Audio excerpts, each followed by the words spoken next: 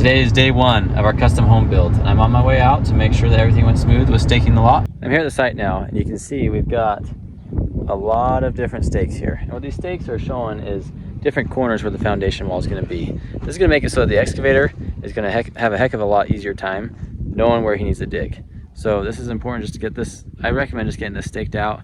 It doesn't cost that much, and this is something that you really don't want to screw up, especially if you're in a situation where you have a certain setback, and if you're right close to that setback, it's dangerous, because if you put your house in the wrong spot, you don't want to have to move a house after you build it.